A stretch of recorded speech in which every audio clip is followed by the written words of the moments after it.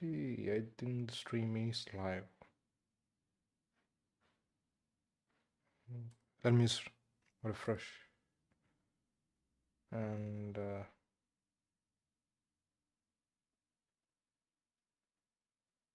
okay, it is live. Yeah, definitely live. The quality is very low for me. Let me just.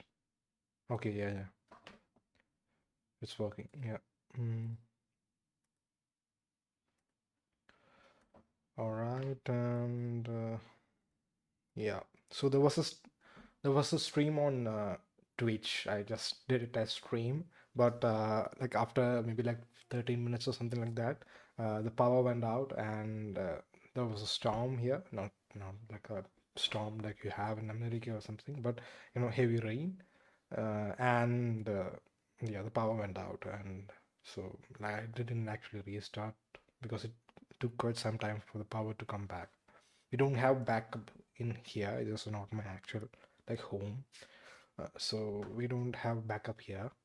So yeah, so we were, I think, let me just make sure everything's all right. Yeah.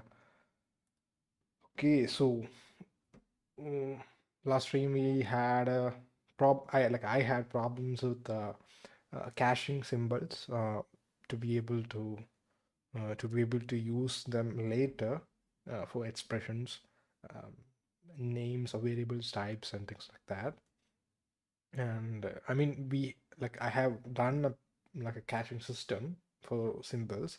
The problem is that uh, the token index was missing. Like when I implemented this, the token index doesn't needed to be there. So I was adding that when the power went out actually in the last stream. So let me just 3D size T. Oh, wait, token index. I know that you don't have to name variables like this. Uh, I mean C++ knows that it is supposed to work without that, but still, yeah. Size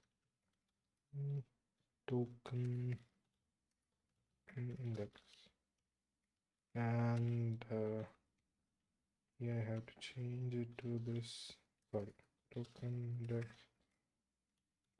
Linux, yeah, yeah. I love like for initialization. I love how Dart does it. Like you can actually like within the constructor, you can actually do this dot. I mean, like you can just say that this is a member that you want to initialize within the constructor itself. I mean, Dart also allows this particular thing, initialization syntax, but besides that, you can actually do that in the class itself, which makes sense in most cases, right? Sometimes you don't want that. You don't want to directly save a value. Maybe you want to parse it. Maybe you want to do some sort of operation or function or something like that. But yeah, just a side note. Yeah, I like Dart's way of doing it. But I guess, C++ has been there for quite a long time and they can't actually change it because of various reasons. Dart is a comparatively new language, but so, they can make changes like C++ can't. So yeah, it will take quite some time for me to let me see. Yeah, it will take quite some time for me to get back into the because I lost my train of thought of what I was trying to do at least. So yeah. Um okay, everything's alright. Okay. Is next just we are just checking if the next token is the provided value, and we will also provide the like to the function we'll also provide the position, like current position, to check.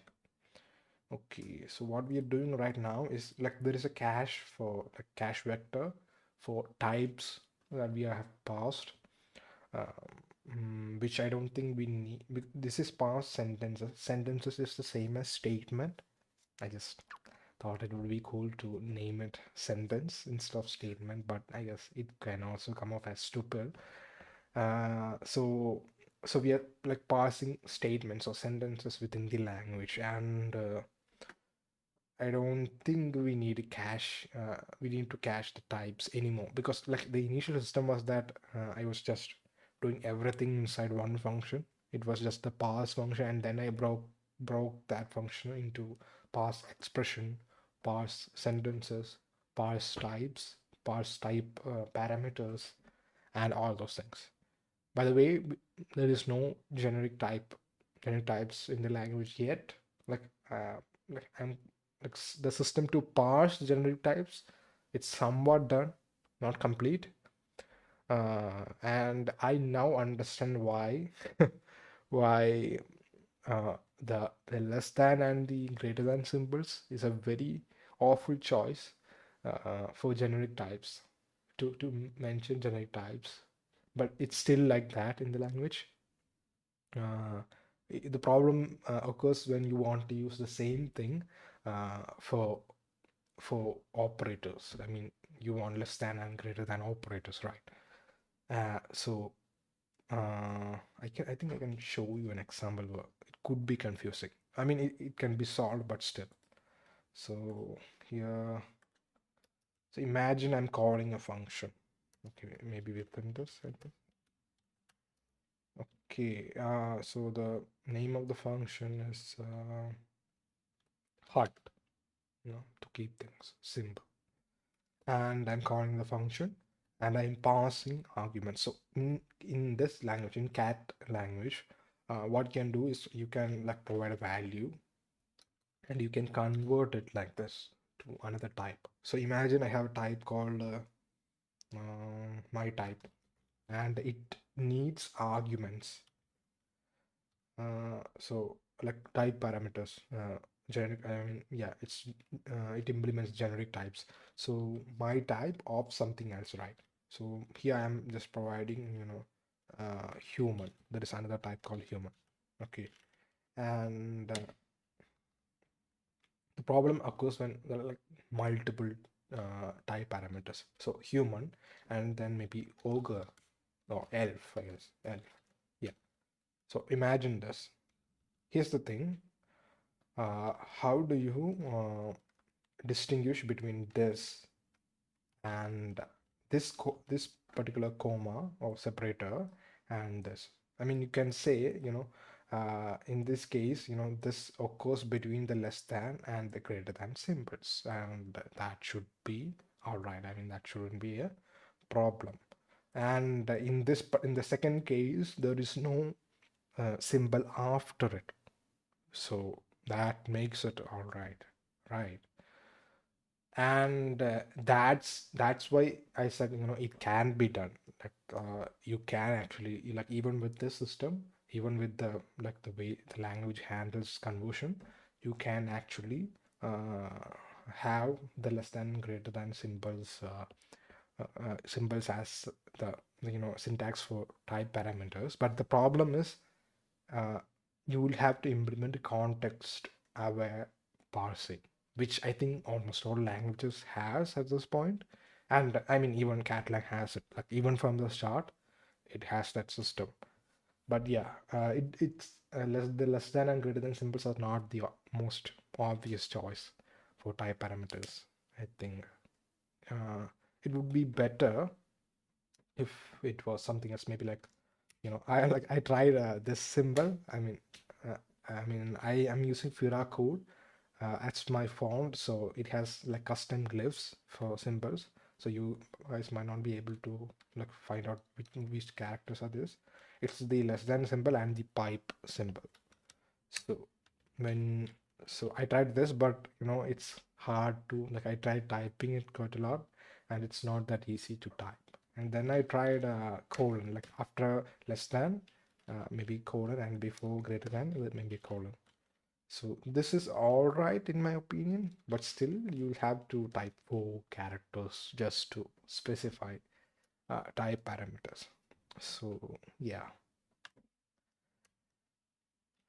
I guess. But yeah, like for now I have like decided to leave it like this. Yeah, I'm going. It's like I have written a function called primary position of separators. Like for example, comma is a separator, and so to find first degree placements, like first degree just means in the most higher level, so this comma right here between the, so this comma, let me just increase the font.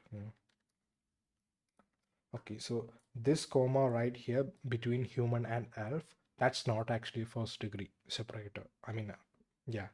And this is the one after the greater than symbol, it is.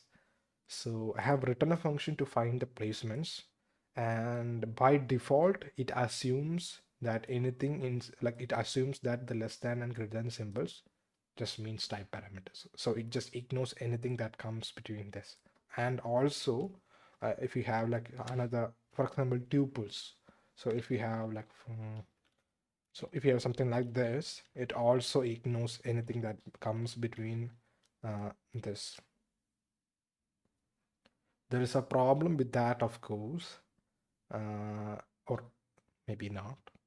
No, there is no problem. Sorry. Yeah, I don't know what I was thinking. Yeah, so it just ignores everything that occurs between this particular thing. So it, like, there is no problem if it is the parenthesis or curly braces. There is no problem, like, no matter how many commas you use. The problem comes when it is the less than and greater than symbols. This causes problems because this is also an operator. That's the main issue here. Yeah. But I guess, like, now that I explained it and I'm looking at it, I guess, if greater than comes before, like, the one, anything after greater than is a comma, is a parenthesis, or it's not an identifier, then it's not actually an operator, right? So I guess that's a great way to parse it as a type parameter. I mean, at least here. But um, so okay, I think, let me see. Void my func, and let me see. We have to declare some parameters. So my type of, yeah, human.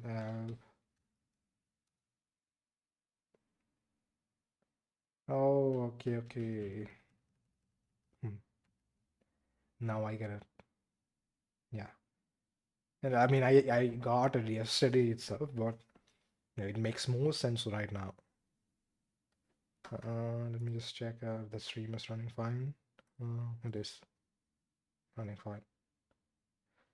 Yeah, and so okay, so my bad, or something like that. And so see, this can be looked at in two ways, right?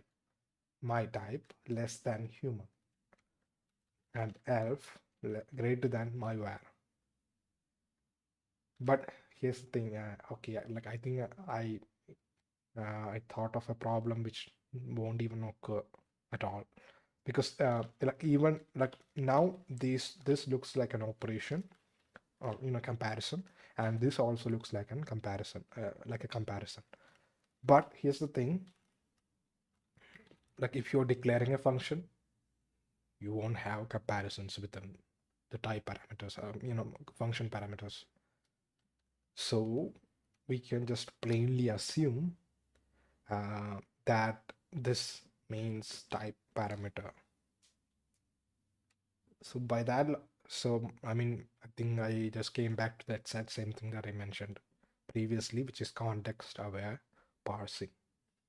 So we can be confident that whenever our parser is being called in this particular context, it just assumes that the greater than and the less than symbols means type parameters, like they want it to be type parameters. So we don't actually have to change anything. We just have to make sure that whenever we call the function to parse the type, we call it in situations where it won't be used Two, I guess, yeah, it won't be used uh, in situations where it would be an operation. It would be a comparison, whatever. I also tried the pipe operator itself, but I don't like it a lot because, I mean, this looks all right in my opinion. Uh, but I don't like it a lot because I want, like, I'm looking into like implementing custom defined operators, like user defined operators, something like that. And I'm like thinking maybe I can reserve this, not this individual symbol, maybe uh, something like this, you know, pipe plus or something like that. User can just provide something like that to define user defined operators. So yeah, I looked into this, and this, like I mentioned before, this was another thing, and this was another thing. This looks cool, but only with the font that I am using right now, so it doesn't actually make a lot of sense. I try this, but this just looks wrong. I don't know. I don't think I'll try. Yeah, I almost tried this, but it looks different. I mean, I don't think like this is a viable option, right? Because depending on the font, it can look like seriously wrong. So yeah, what else did I try? I think I tried this curly braces, but I mean, it can be quite confusing.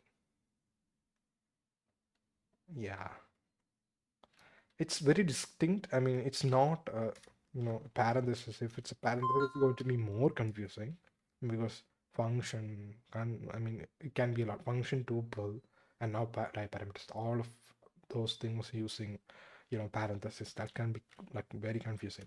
But if it's curly braces, it's actually a viable option because it's we are already confident when curly braces occurs. When you define a structure or in like in Catalan, it's called a type, just plainly type. You can just provide a type like this. So yeah. Uh, so Colibris is actually a viable option, to be honest. But why? There is a valid reason to use Colibris because we already are very confident when it will be used in other scenarios. And yeah, we'll see. We'll see. I think this is fine. Totally fine. I just had to, like I said, the context in which uh, the parser is invoked to parse this part of the code, we have to make sure that it won't be an operation. We just have to like do some sort of uh, checking or something like that, which is not a big deal. We already have a very complicated code base. So what am I complaining about? Mm, uh, so that's that. Let me just check. Uh,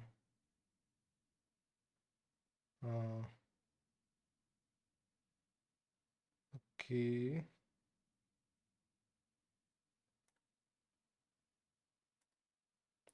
Let me just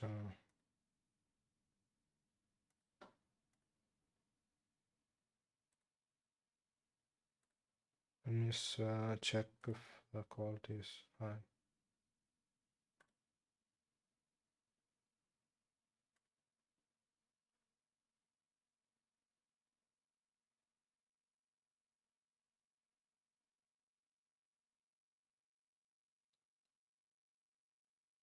Yeah, yes.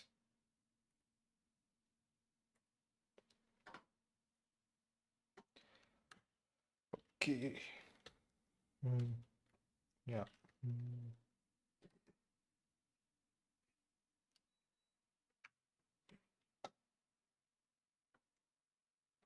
that was second.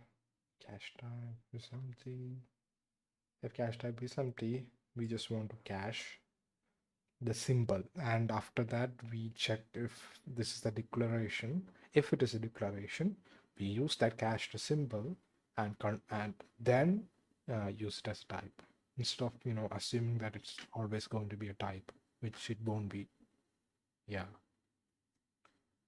So cache type is empty, we just cache the symbol. I think this is a much more sensible way of doing it. Uh, auto, what am I doing? Okay, cache symbol, yeah. Let's see. Yeah, it's optional. So C semicolons, cache symbol. Mm, name. Okay. Name. Okay, token. So this right here is an identifier. We are bumping into an identifier.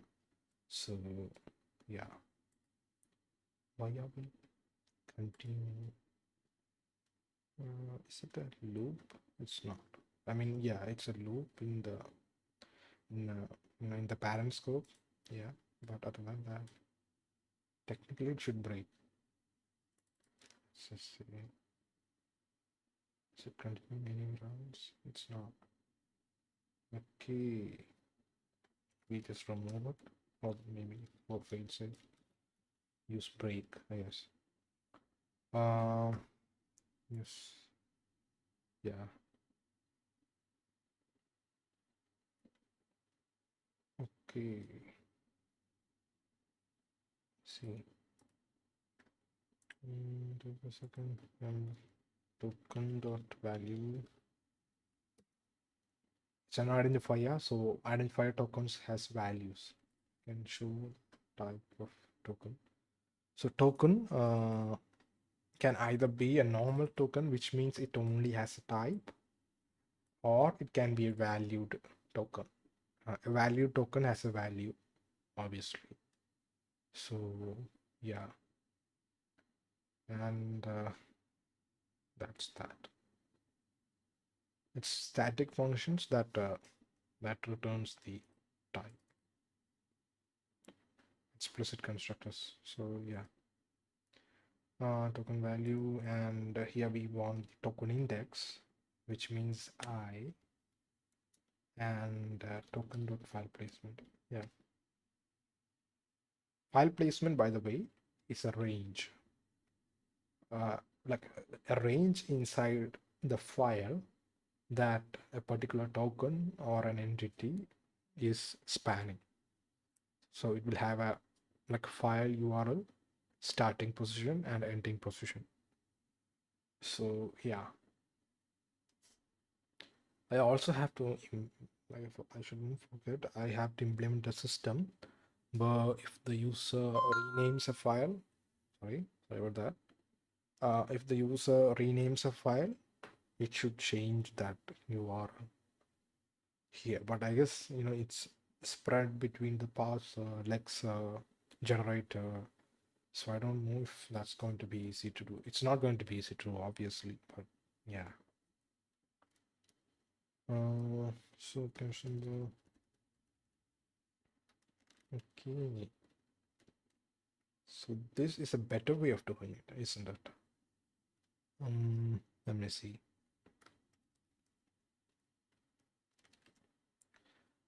Cache symbol, parse symbol. So we have another function, like I have another function called a parse symbol. Let me see what is. Yeah, parse symbol. So currently it just returns the value as a string. Maybe instead we can just return a cache symbol, you know, this particular object instead of a string, because if it's this particular object, we will also preserve the token index and the file placement, which makes more sense, I guess. Yeah. think that's a better way of going about it. I don't know if the stream quality is low. Like I'm getting a warning that it might be low, but I'm not sure. I don't think it's going to be too low.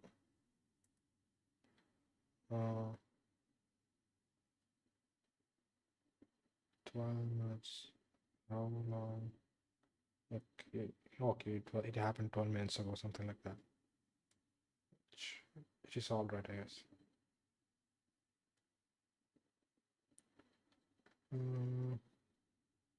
Yeah. Yeah, sorry about that. Yeah. Mm.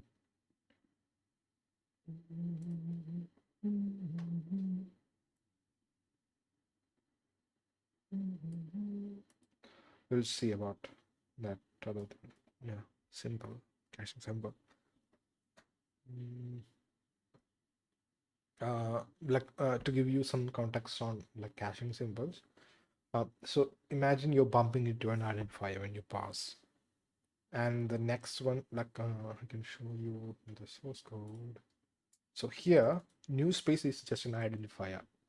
It's not a predefined keyword or something like that. And then we are checking if the next value is a token, like next token is a colon, because if it's a colon, then that means like it's a namespace separator. Colon is a namespace separator. I can show you right now. This is an example. So instead of namespace, I have decided to name it box. It was initially space. 2 days ago, something like that, I renamed it to box. So box just means you're putting something in, putting a content in. I'm thinking maybe I will. I don't know if I should create a distinction of box being a module. In LLVM, you have modules, different modules. So if each box is a module, I think structurally it's much more sensible, and linking should be much more also sensible, and it makes more sense to be like for it to be like that. But maybe not, because I was thinking maybe just so here hello is a variable inside these two like boxes, right? So that the name of the variable would be this entire thing. That's what I am thinking. Instead of creating a distinction within the backend of the language that each box is going to be a different module, we are just renaming the variable, or naming the variable, because it's not going to be changed. But yeah, we are just naming the variable to be in a specific way, and checking during compile time if it belongs to a specific namespace or things like that. So yeah, we'll see. I think that's, yeah. By the way, there is no semicolon at the end of the statement or sentence. We use a period, a full stop. That's what I like to call it, because that's what I'm used to.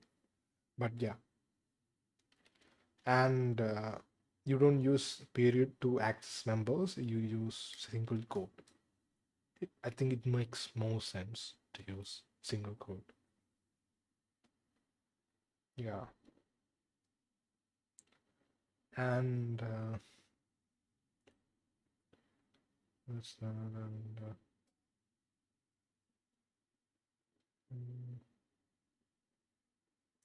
let's see. Okay, I'm consistently getting warnings that the stream's bitrate is lower, and it's showing good connection, but I don't know. I don't know about that.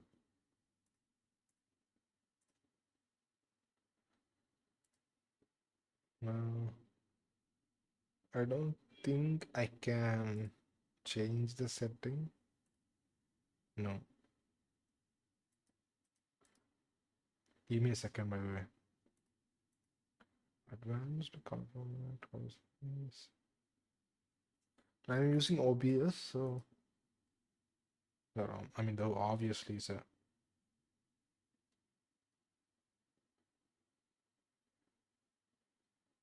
uh,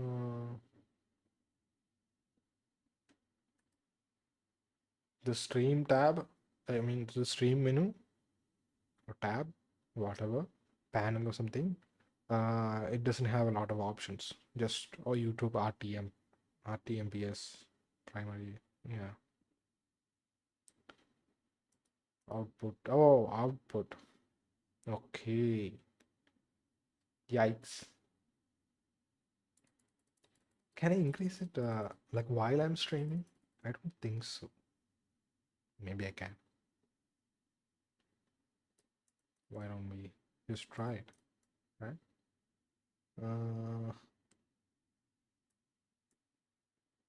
maybe 7,000 kbps. I don't think that's going to be a huge problem.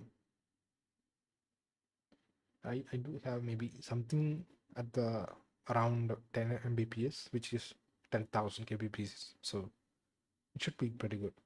Yeah. How about now? Is the warning gone? It's not gone. I have another warning.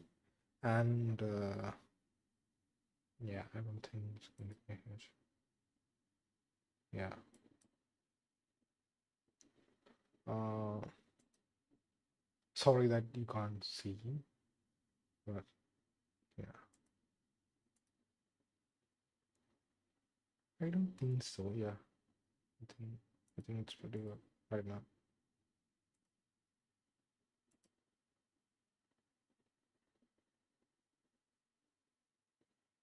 Yeah. Yeah. Yeah. Okay. And let me just. Okay. Yeah. Yeah. It is perfectly fine. I just switched to.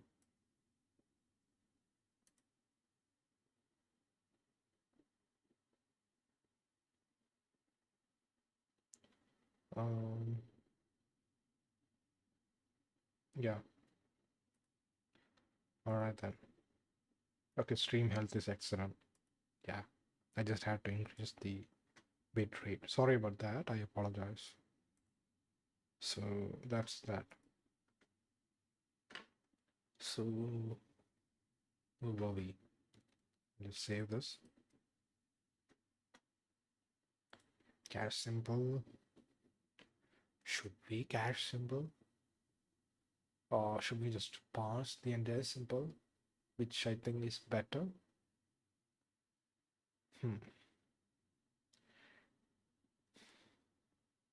Yeah, we shouldn't actually. Yeah, yeah. Uh, I mean, or maybe let's take this off because there is no music playing. So what's the point? Let's see. Yeah.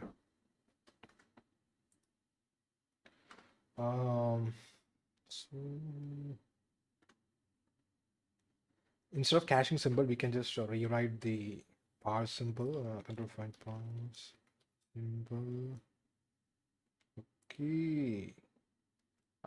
So this is going to be pain because I'll have to read with some other things. So we are passing a symbol, and since it's for caching, we actually need the index of the token list, the token vector, where we stopped parsing. So, by the way, saying parsing with an Indian accent is very difficult. Yeah, my mouth is going crazy. And parsing, saying parsing is not the problem. Saying parsing so many times is a problem. So, yeah. And a lot of times it just comes off as passing, which, yeah, like the distinction, like especially with my accent, is not a lot. So, yeah.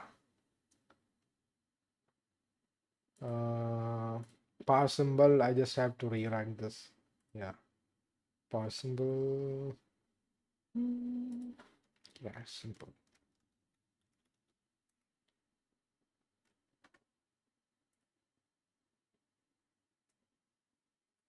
cache, sorry, get parser cache symbol, yeah. And we'll have to change this cache symbol.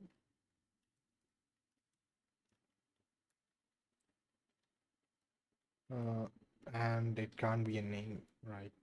Because that's a string.